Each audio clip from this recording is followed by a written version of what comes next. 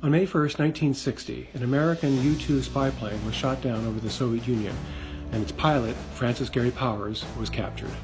The Eisenhower administration initially tried to cover up the incident, but was soon forced to admit that the U.S. had been conducting reconnaissance flights over the Soviet Union for several years. The ensuing diplomatic crisis ended a period of warming relations between the two superpowers and heightened Cold War tensions.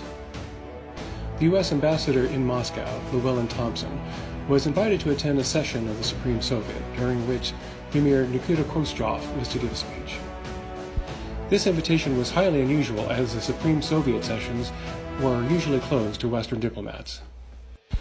These sessions usually met once a year or so and were used primarily to rubber stamp decisions made by the Communist Party.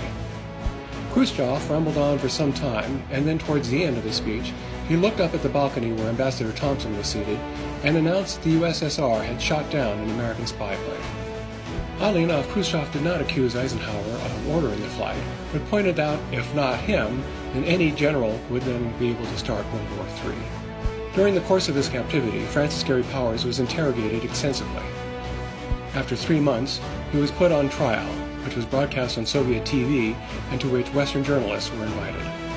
The U.S. Embassy was able to send 2 officials to observe the trial, as were Powers' family.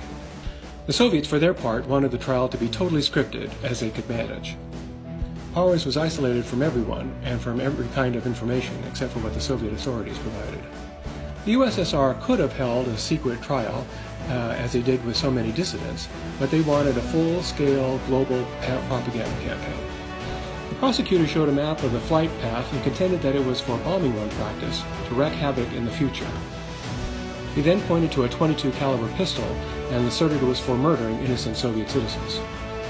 Powers admitted the gun was his, but said it was part of his survival gear to shoot small game in case he landed in the wilderness. It was clear that if murder was the actual goal, a pilot would not bring a .22 caliber, but rather something like a .45 caliber Colt. Follow us for Part 2.